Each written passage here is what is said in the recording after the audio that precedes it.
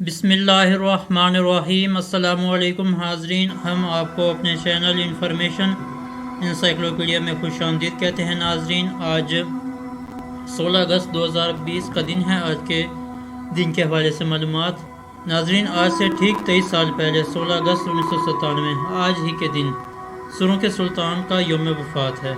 फ़न क़व्वाली आज फिर किसी नुसरत फ़तेह अली खान का मुंतज़िर है।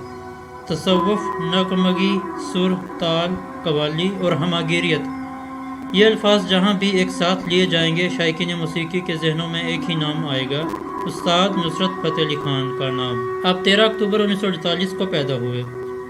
आपका नाम परवेज़ फ़तेह अली खान रखा गया था, लेकिन आज दुनिया आपको नुसरत फ़तेह अली खान के नाम से जानती है। नुसरत फ़तेह अली खान के वालिद उस्ताद फ़तेह अली खान और चचा उस्ताद मुबारक अली खान जैसे नामवर क़व्वालों की तरबियत मुयस्सर आई। मुल्की और आलमी सतह पर अपने फ़न का लोहा मनवाया और बेपनाह शोहरत हासिल की। सन 1985 में world of music and art festival में शिरकत के बाद नुसरत फ़तेह अली खान को आलमी सतह पर पजीराई हासिल हुई, लेकिन मौसीकार पीटर गिरियल के साथ काम किया तो एक दुनिया इनके आवाज़ और अंदाज की गर्विदा हो गई। गिरियल ने 1998 में हॉलीवुड की film last temptation of Christ का सूती ट्रैक बनाया और उसके लिए उस्ताद नुसरत फ़तेह अली खान का आलाप इस्तेमाल किया। नुसरत फ़तेह अली खान ने एक मरतबा DW के साथ अपने एक इंटरव्यू में बताया था कि मेरे वालिद की ख्वाहिश थी कि मैं फ़न मौसीकी से आगही तो ज़रूर हासिल करूं, लेकिन इसको पेशे के तौर पर ना अपनाऊं। वो मुझे डॉक्टर बनाना चाहते थे। नुसरत फ़तेह अली खान की आवाज़ आज भी कानों में पड़ती है तो लोग उनकी गायकी में खो जाते हैं। इनकी आवाज़, इसके अनोखेपन और रूहानियत को चाह कर भी नहीं भुलाया जा सकता।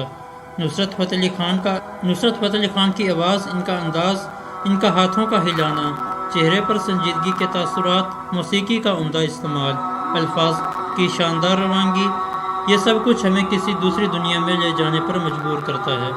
नुसरत फ़तेह अली खान के जादू ने सरहदें पार की और भारत में भी इनकी कव्वालियाँ सर चढ़ कर बोलने लगी। मेरा पिया घर आया, पिया रे सानू एक पल चैन न आवे तेरे बिना, मोहब्बत नहीं करता साया भी साथ जब छोड़ जाए, सांसों की माला, और ना जाने ऐसे कितने गीत और कव्वालियाँ हैं जो दुनिया भर की मौसीकी खुद में समेटे हुए हैं।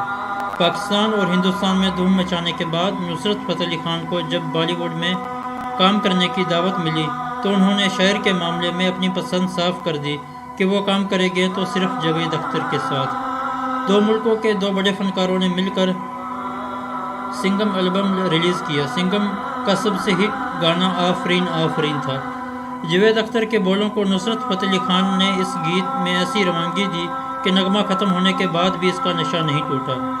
जावेद अख्तर बताते हैं, सिंगम एल्बम पर काम के दौरान 3-4 दिन नुसरत फ़तेह अली खान के साथ गुजारा। इनकी तवज्जो सिर्फ काम पर ही रही। वो या तो शेर सुनते रहते थे या फिर अपनी मौसीकी में ही गुम रहते थे।